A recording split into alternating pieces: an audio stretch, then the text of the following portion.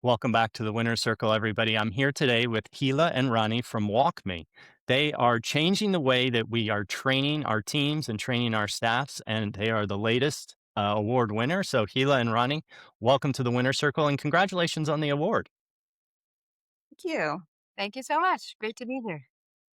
So, before we get into all the guts of this, you guys have developed this kind of new product that really, frankly, I could have used throughout my career because I was complaining about training all of the time. And people would come up to me and say, why doesn't sales understand this? We train them. And you guys are solving for that, which I really love. So, Hila, why don't you just give us kind of that elevator pitch on Learning Arc and WalkMe? Yes. Again, great to be here. Thanks for having us. I'll start with WalkMe. WalkMe really pioneered a category called digital adoption platform. So we're really over the course of the last, I would say, 13 years, have been helping employees in the enterprise actually use the software, navigating workflows, driving adoption of scale of all the technology that organizations are bringing into their business. About 600, 1,600 customers globally, about 27% of them from the Fortune 500. So for years, we've helped these employees really make sure that they're navigating this technology, these workflows, they're doing it in the right way, helping them really with the execution of these workflows day in and day out. But our customers kept telling us that they had a deeper need to build more skills and lasting proficiency right in the flow of work, not just in a separate sort of training session or even just a portal that may be disconnected from where the work actually happens. And that really is what brought us into sort of the learning space and really that's really what WalkMe Learning Arc was designed to solve. So WalkMe Learning Arc is really an AI native learning solution, really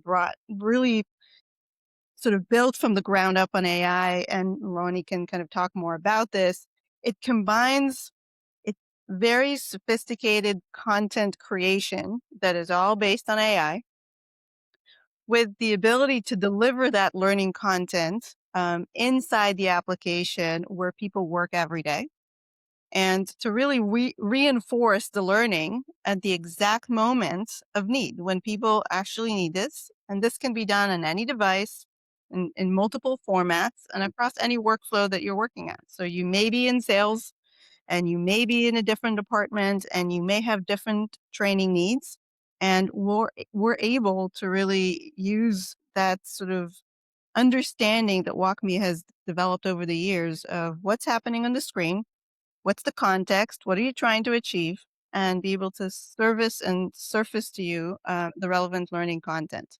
So in a way, we're sort of catering for the authors and for the L&Ds of the world who are really tasked to make sure that they can help their people keep up with the pace of change and make sure that they're building the right skills. And also, on the other hand, making sure that our learners, right, they're getting that learning content that they need right when they need it. Yeah, and this is such a huge problem. Um, I spent my career kind of training salespeople, training teams, customer service organizations about product, about even the process flow of how things work, the tools that we use. And in a traditional environment or in the olden days, right, we'd go into a conference room, you'd have a PowerPoint, you'd show them the tool, and then they would go off and try to do their job. And maybe that thing would come up, but generally speaking, it wouldn't. It would be a week later, 6 weeks later when they needed that information. You guys have really kind of changed this and flipped it on its head, kind of more moving away. I think you guys say knowing to doing. So walk me through a little bit about kind of how you guys got into that concept of doing versus knowing. I think it's a combination, right? So as I started WalkMe for years, have really helped people do the work in the most in the right way, less errors, and a more sufficient way. We're now sort of complementing this, so you're able to actually get some of the why are we doing this the way we're doing this. So one great example, Russ, is actually from the world of sales, right? So I think you've brought up this example. So we all roll out sales methodologies, right? every company sort of has their own sort of preference. And that sales methodology is basically asking our sellers to do certain things in a certain way. The way that you may be, submitting your forecast, or the way that you may be, progressing an opportunity from one stage to another. So WalkMe can help the seller right in the moment when they're actually, changing and updating an opportunity, changing status, moving it from one stage to another. WalkMe can be there to help you make sure that you're doing this in the right way. But at the same time, WalkMe can also surface to you some relevant, learning content, a module that really explains to you why is it done this way, and what kind of information we would like to see from you about the competitors, about the decision makers, about all those other, important parts of the sales methodology. So that's how we're combining the doing, but also with making sure that we're explaining to you how and why things are done this way. So you guys have built this kind of, as you mentioned, you had this WalkMe product, which I've used before. I'm sure a lot of our audience has, where a screen comes over kind of your screen and it gives you tips on what's going on that screen. You guys decided to kind of build this learning arc as a separate product, not just a feature of WalkMe. Walk me through kind of that decision and kind of why you guys decided to do as a standalone product. So I think our main goal, like Hila said, is bridging that gap between the learning part and the doing part. And we still see the need. When we talk to our customers, we see the need to train sometimes before you give access to sensitive systems or sensitive processes. And that actually completed that entire package and helped us to bridge that gap. We allow them to train beforehand. And then when they go into the system, it's first off, it's not the first time they've seen it. They've been trained before. They have a bit of a familiarity, but they're not expected to remember what they've learned. That learning content resurfaces. And I think it gives a lot of peace of mind that it's not the first time you're encountering this. It's not the first time you're trying to do this live. You're getting that same experience that you got beforehand while you're actually doing the work. Why do you think this has been so persistent? We've had this problem for such a long time of kind of training and then actually execution. Why do you think it's taken so long for somebody like, WalkMe to work at solving this problem? That's a great question. Why did it take so long to solve this problem? I think the two fields have been completely separated for a very, very long time. You had domain experts, you had the L&D experts. They were focused on training employees to do their job. And then you have those kind of IT software managers. They were in charge of deploying the actual application. And there was no easy way to connect the gap between those two. I think we're inventing a new era or a new set of skills and responsibilities and empowering L&D leaders to take bigger ownership and bigger control on how learning is actually being done, and also to see the results of that learning. We're aiming towards removing those kind of vanity metrics of just usage. And if they've done it, that means that they know the material. And we can directly link the learning to actual achievement within the work that's being done, within the applications, within the processes.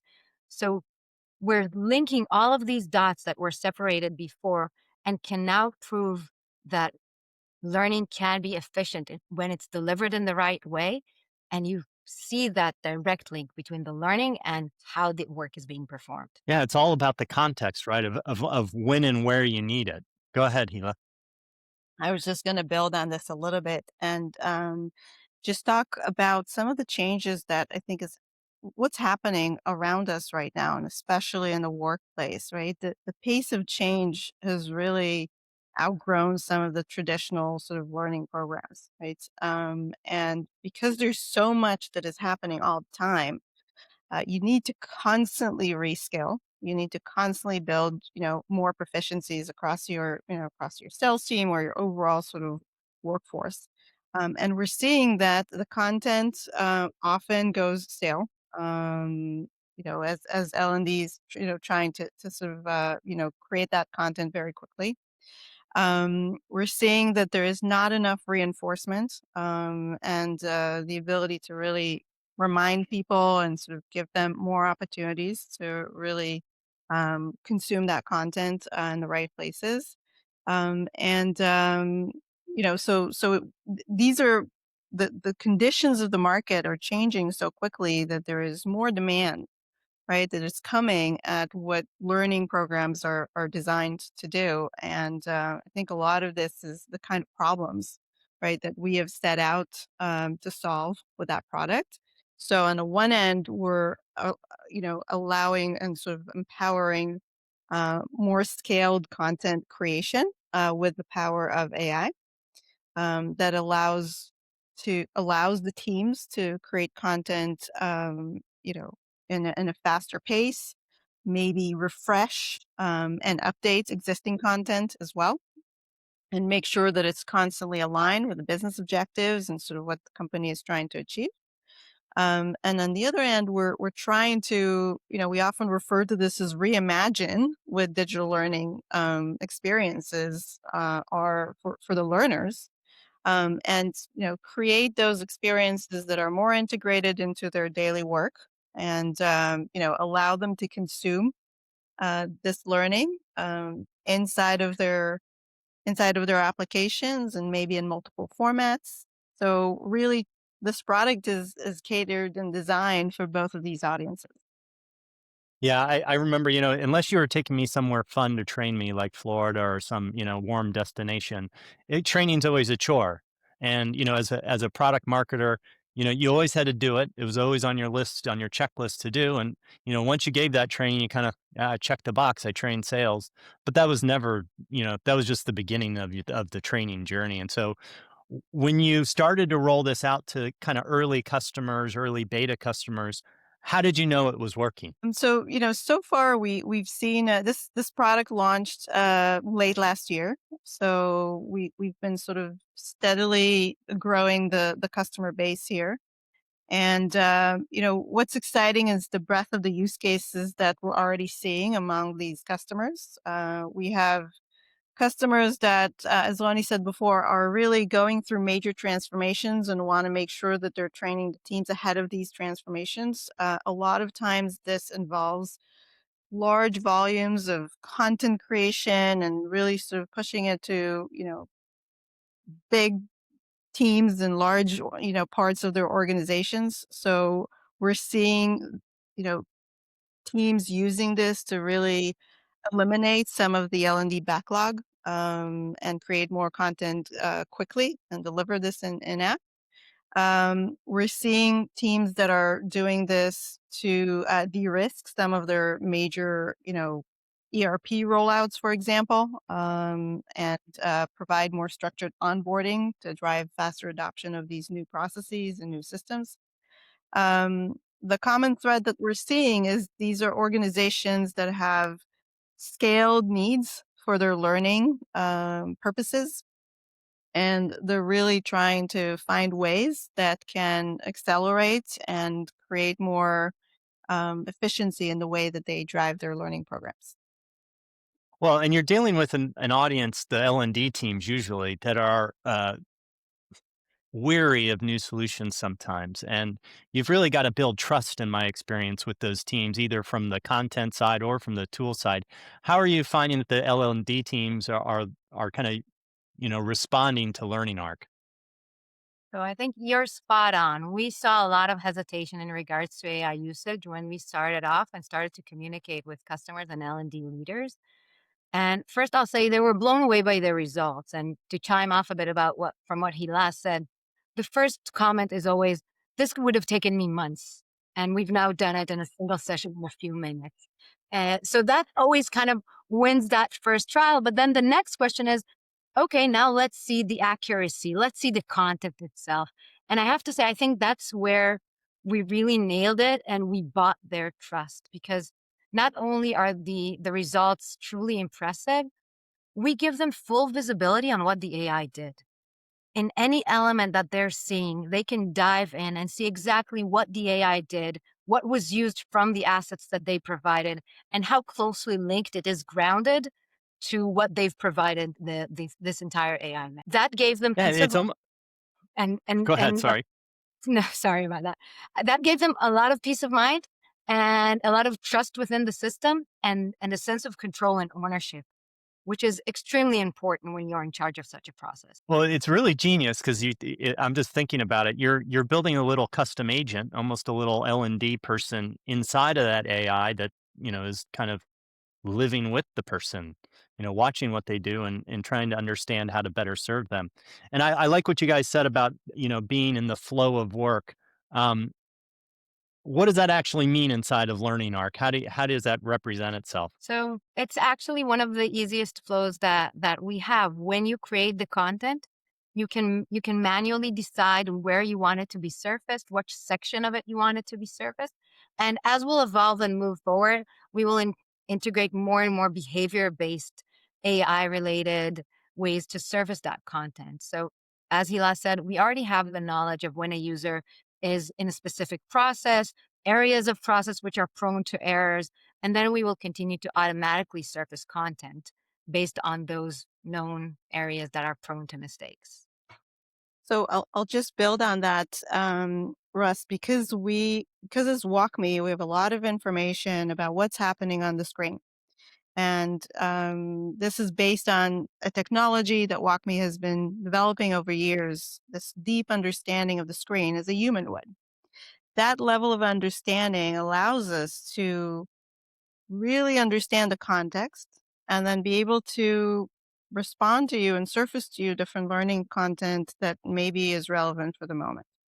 What we can also do is, and this is actually an example of something that we rolled out here inside of WalkMe, which is, everyone's rolling AI tools, and we wanted to, we've created an AI literacy training course inside of WalkMe Learning Arc, and we wanted to make sure that everyone is before they jump in to use some of these AI tools, has gone through the course. So here we can, before you're about to enter, and maybe open your Claude or Gemini or any tool that you're using, we're able to, remind you and nudge you, or all the way up to just, you know, blocking you, right? And telling you, hey, you haven't actually, completed that course. So there is obviously the help that is sort of provided to the user and making sure that they're really getting that relevant training, but also from the responsibility of how we want our team members to be using these AI tools. That's kind of that level of literacy is important. So there's opportunities for us to really surface that learning content. And in addition, one of the things that we've done is Ronnie's and her team spent a lot of time thinking about.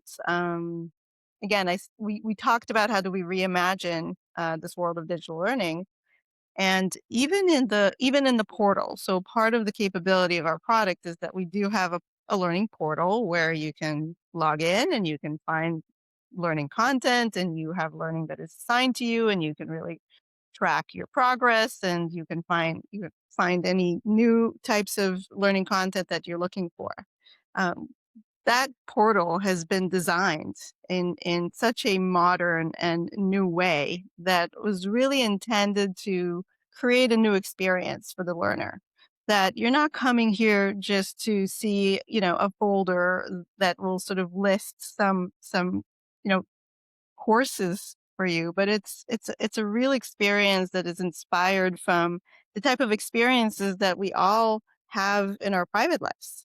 How we consume our media content. So Ronnie, I don't know if you want to talk a little bit about that, because I thought that was really, inspiring in the way that we've thought about this and really putting the learner at the center. Yeah, completely. I think L&D leaders have always had this kind of Sophie's choice, right? They had to choose between either make the content fast or make it engaging for the learners, right? If you want to make it engaging and fun, it takes hours of work and you put everything you got into it. In this new AI era, that blocker is out the window. There's no reason to make that choice anymore. It can be easy and fast and super engaging and fun. and amazingly flexible. So we're just leveraging off of that and enjoying those capabilities. The fact that we're brand new, we're starting from scratch and maintaining that flexibility that no matter what you put into the system, whether it's a PDF, a video, an image, whatever you'd like, the output can be flexible as well. The output can be an audio, video, a text, and and the user can now choose. So it doesn't feel like a chore anymore, right? They can choose if they prefer to consume it through an audio, through a video, through a text area, because we all learn differently. We have different preferences. Well, you're preaching to the choir on this. It's amazing to me, with me and my children, you look at them and look at how I learn and look at how they learn. We all learn differently. I'm a very visual learner. I'd rather watch a video, have somebody talk to me than read. My oldest son would rather consume everything in written format, and that's the way he digests it. You guys did a very kind of practical thing, and I think a lot of AI companies are doing this too, where you've got this AI element, but you've also kept humans in the loop, as they say. Walk us through kind of that decision and how are humans still involved in this, other than just kind of deploying the content. I think that that was a one of the easiest choices we had to make. Um, we're targeting large organization. The L&D oversight is probably the most important thing at this point in time. In the same way that IT want to control the types of softwares you have in the organization, it's the L&D's domain ownership and expertise that will define if learning within the organization will be effective or not. So at no point there was a question on maybe we can do this completely automatically. No supervision is needed. It's just the opposite. We want to extend the reach and empower those people with the knowledge on how learning should get done and help them focus on the core principles of how learning should get done and minimize the effort that they need to spend on things which are, you know, designing it, making it more engaging, adding flashcards and videos and stuff like that. We want them to focus on core principles and and the AI can do the rest. Yeah. Now, I'll, I'll just go ahead, Hila. I was just going to add to that we've really thought carefully about how AI applies into the craft of creating learning content. And one of the areas that we've really invested in is the control and the precision that anyone that creates content can apply here. So this is not, fire and forget. You put a prompt, the AI will create it for you. There's a lot of mechanisms that were built into the product at different layers and levels of creating a course, all the way from the outline of the course to, the individual components of the course, the simulation, the quizzes, everything that sort of comprises a learning module. And we've provided a lot of tools that allow the authors of this content to really fine tune and make sure that there's, no hallucinations and the AI is following, my exact instructions. In some cases, I don't even want the AI to use the general purpose LLMs, and I want to be very sort of prescriptive to what I'm asking, what are the sources. We're allowing the AI to, we're pointing the AI to very specific content.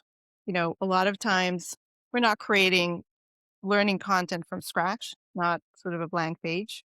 There's existing content, there's, processes and PDFs and videos and things that have already created.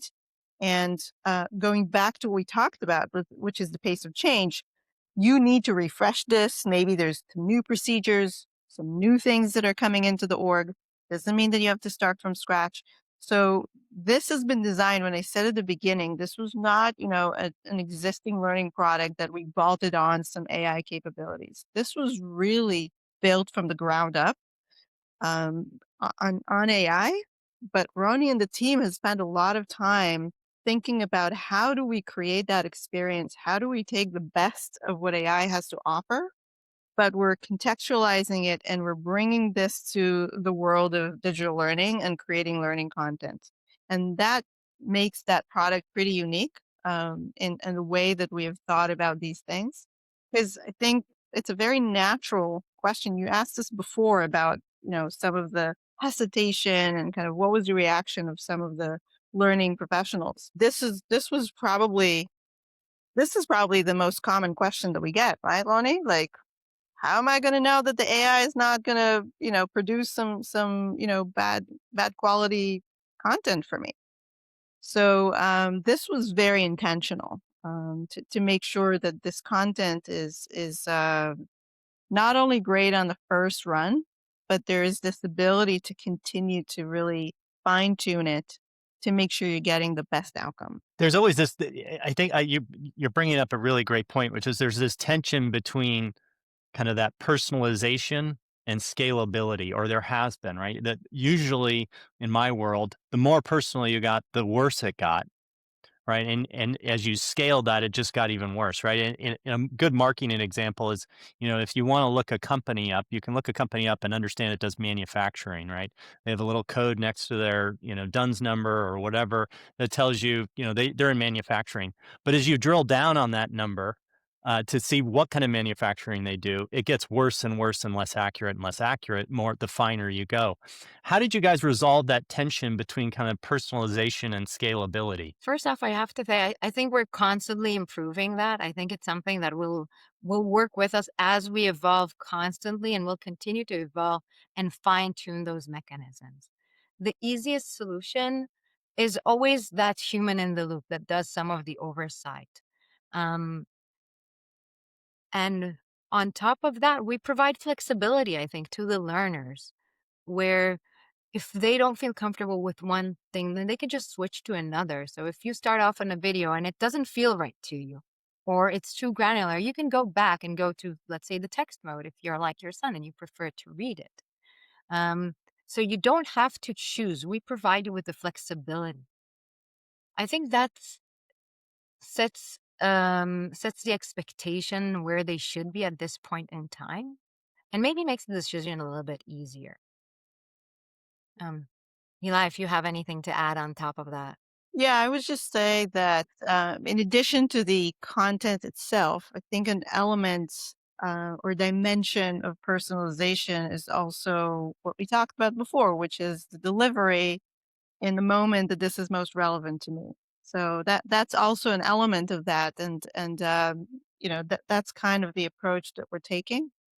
And as I've mentioned before, there's a lot of information that we're able to leverage in terms of segmentation, knowing who you are, understanding where are you in your workflow, and that allows us to provide that level of personalization as well. If we zoom out a little bit, you guys are enterprise software developers, which I love. You're my people. Um, if you think about kind of the larger impact that, you know, that the tool that you guys have built this tool, and it's it's just mere existence tells us a little bit about kind of where the enterprise software world is headed. Give us a little bit of vision on outside of learning art, kind of where companies are headed with their development cycles. That is zooming out, Russ.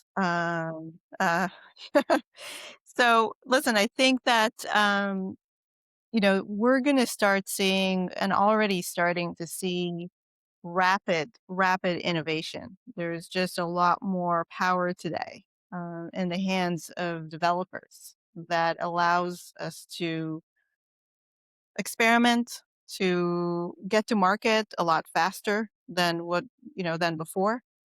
And that actually applies to the entire life cycle of software development, from the ideation to the way the product is built to the way that it's wrapped and, the design elements of it to how we market it.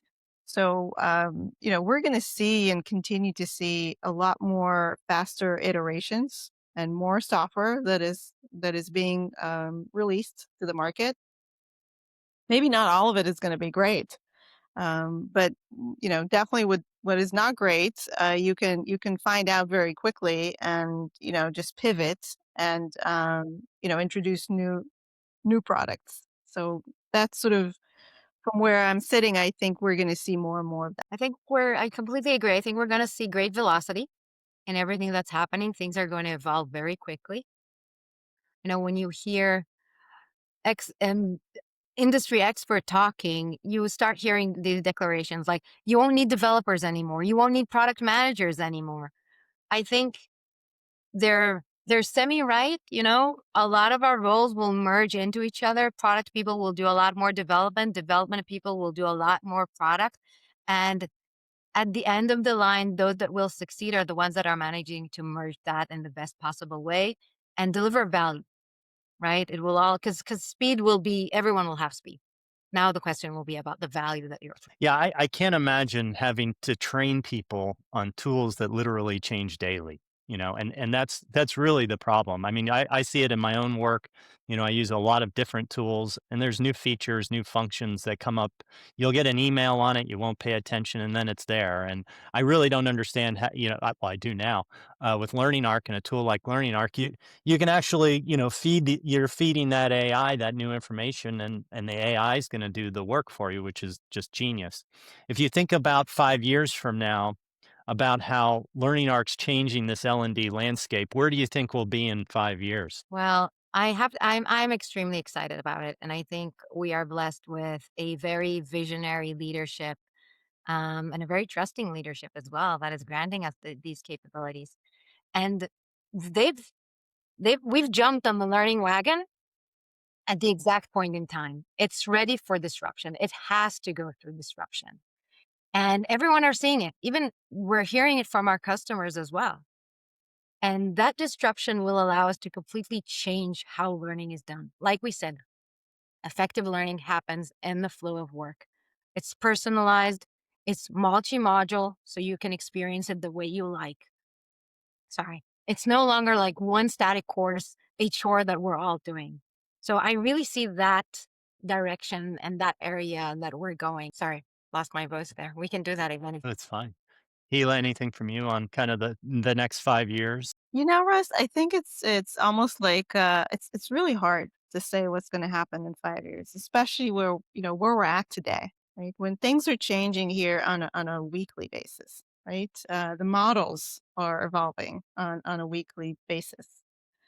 So I think it's just going to be a great ride for us in the software business, in the technology business. If you're up for change, if you get excited and thrilled by new frontiers, then it's just going to be a great experience to see how the world is evolving. Honestly, how is it going to look for our kids?